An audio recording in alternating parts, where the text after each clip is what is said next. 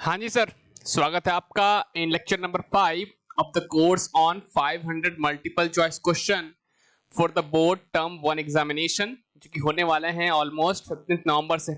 I hope आपकी preparation ठीक ठाक चल रही होंगी and here we are with the continuation of that particular question series. हम क्वेश्चन नंबर 12 तक ऑलरेडी जो है वो डिस्कस कर रखे हैं।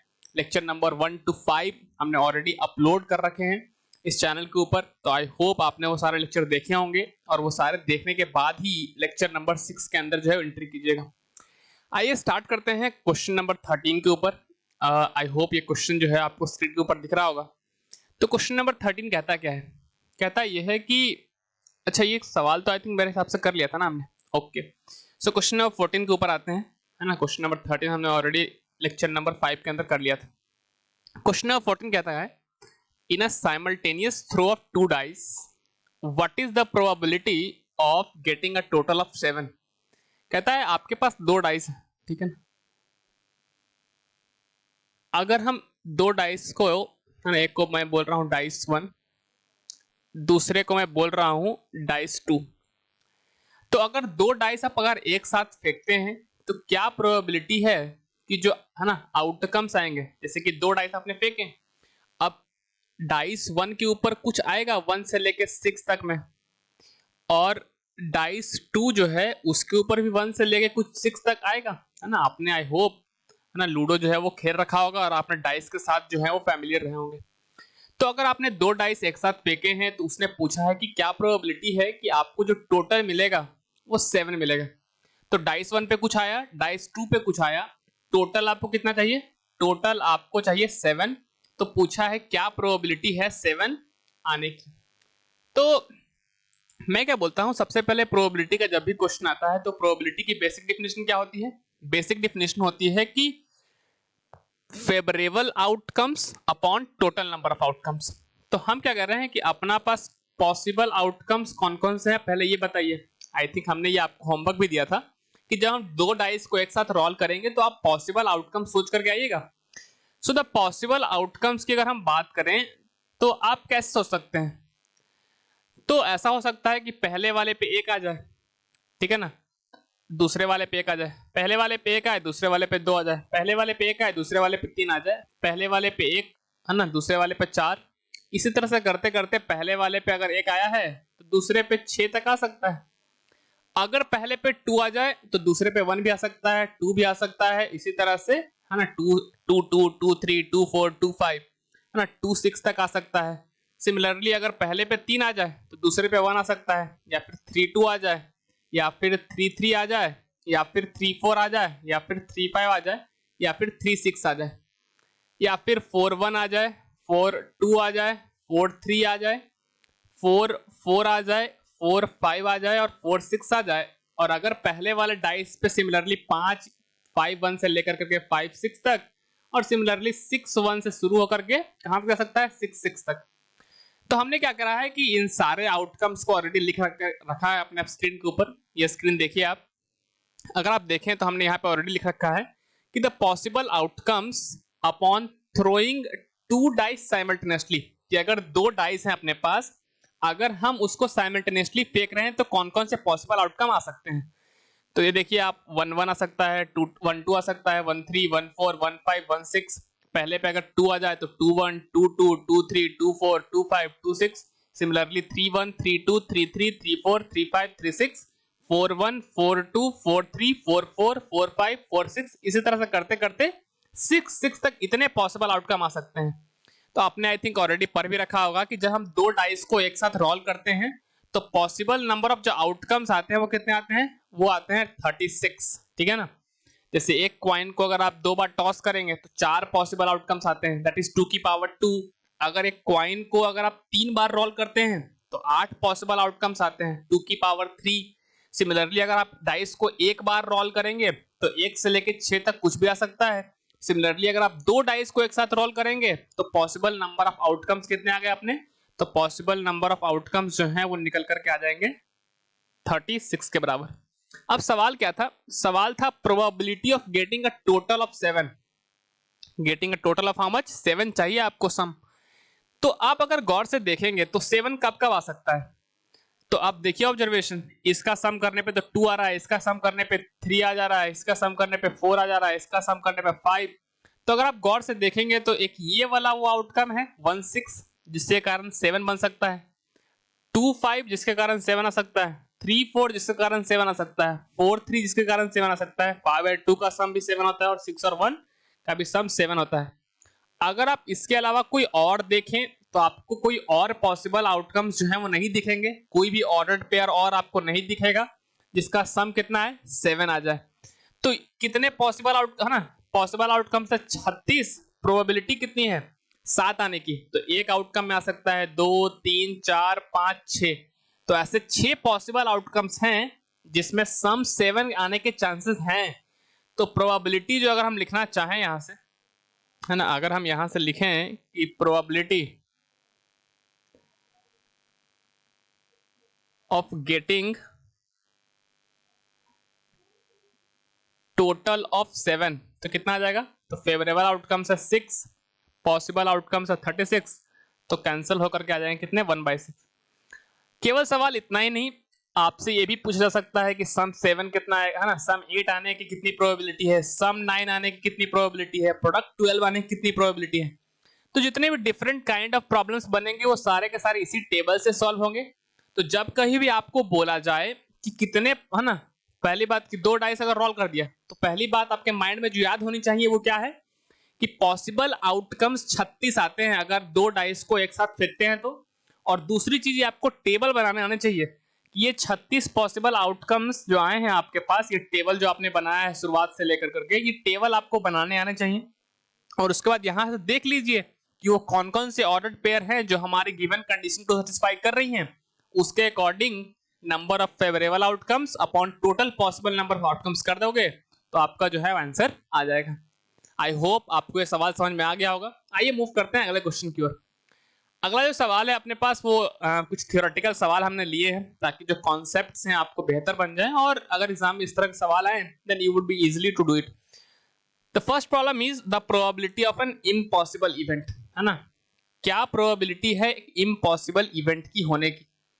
Late me talk about the impossible event first. What do you mean by the impossible event? Impossible event means that is not possible to occur, है ना, मतलब कोई ऐसी चीज है जो अकर हो ही नहीं सकती। जैसे एग्जांपल के लिए अगर मान लीजिए कि आपने एक डाई रोल किया तो हम पूछेंगे कि एक डाई को अगर रोल करेंगे तो 7 आने की प्रोबेबिलिटी कितनी है, तो आप बोलोगे ना कि डाई पे 1 से लेके तो 6 तक ही नंबर है, तो 7 तो आएगा ही नहीं, तो सब 7 आएगा ही नहीं तो पॉसिबल ही नहीं है, तो फेवरेबल आउटकम क्या हो जाएंगे। तो जब कहीं भी आप इम्पॉसिबल इवेंट की बात करते हैं तो इम्पॉसिबल इवेंट के केस में क्या हो जाएगा कि कोई चीज संभव अगर है ही नहीं तो फेवरेबल आउटकम ऐसा कुछ है ही नहीं, तो फेवरेबल आउटकम हो जाएगा 0।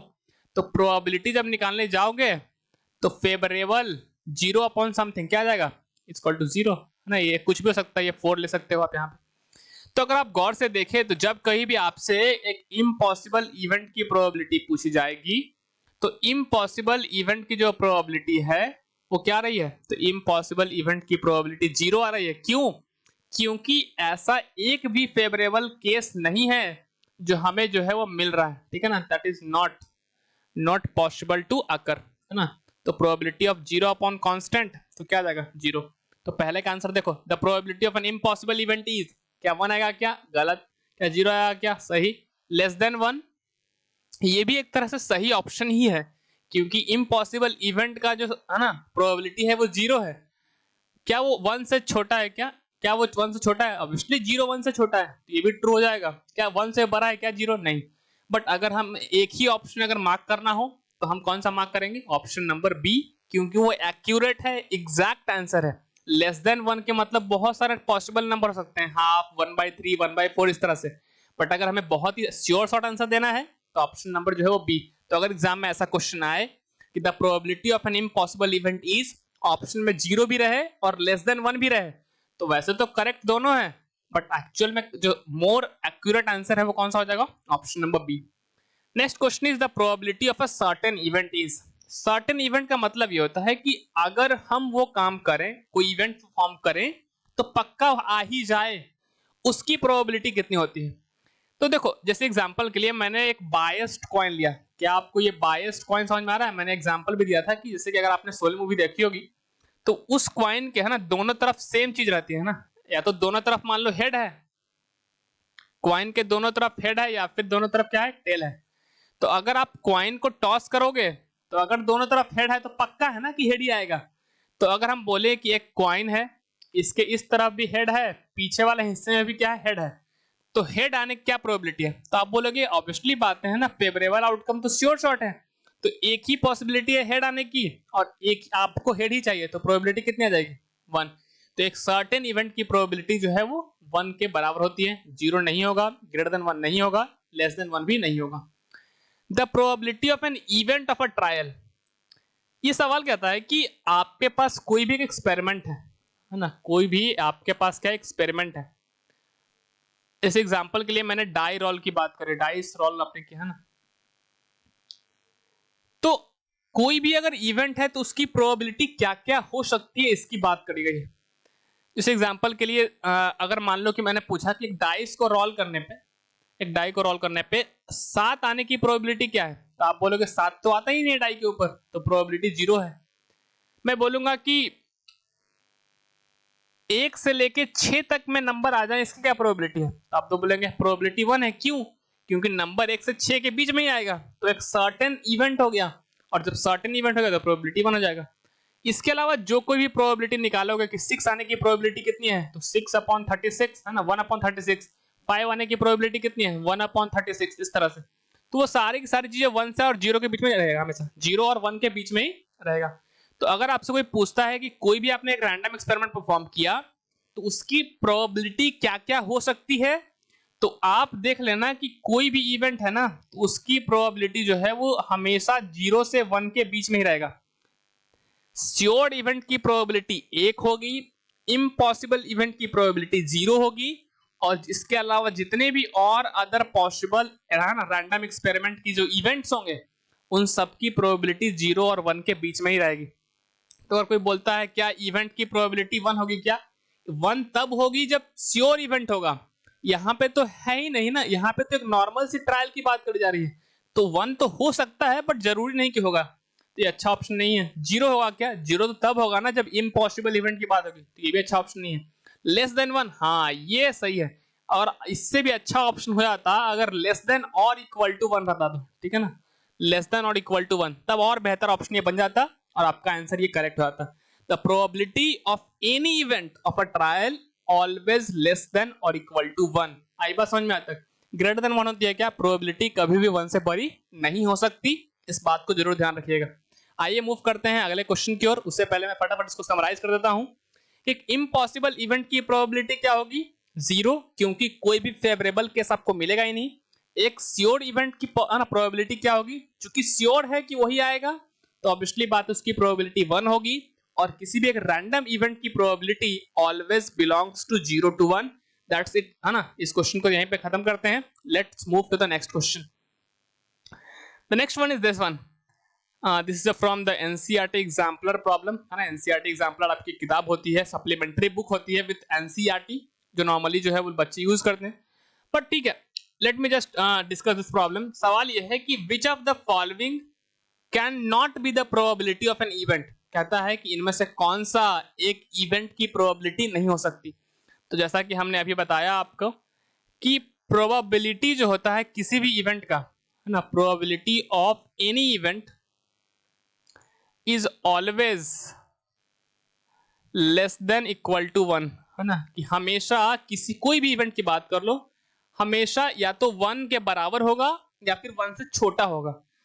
अगर पहला ऑप्शन देखें तो 1/3, हाँ इसने पूछा कौन पॉसिबल नहीं हो सकता है, क्या 1/3 पॉसिबल हो सकता है क्या, 1/3 रफली इक्वल टू 0.3 के आसपास है, तो हाँ ये हो सकता है। क्या 0.1 पॉसिबल है क्या, 0.1 मतलब 1 है ना, 0.1 मतलब 0 से थोड़ा सा बड़ा है बट 1 से छोटा, हाँ ये भी पॉसिबल है। 3%, परसेंटेज का मतलब 3/100, है ना, 3% का मतलब 3/100, क्या ये पॉसिबल है क्या, हाँ ये भी पॉसिबल है, क्योंकि ये 0.03 है, तो 0 से बड़ा है बट 1 से छोटा है। लेकिन ये नंबर देखो 17/16, इस नंबर के अंदर न्यूमरेटर जो है वो डिनोमिनेटर से बड़ा है, मतलब इसकी वैल्यू 1 से बड़ी है, तो ये प्रोबेबिलिटी जो है वो नहीं हो सकता, तो ऑप्शन डी अपना क्या हो जाएगा, करेक्ट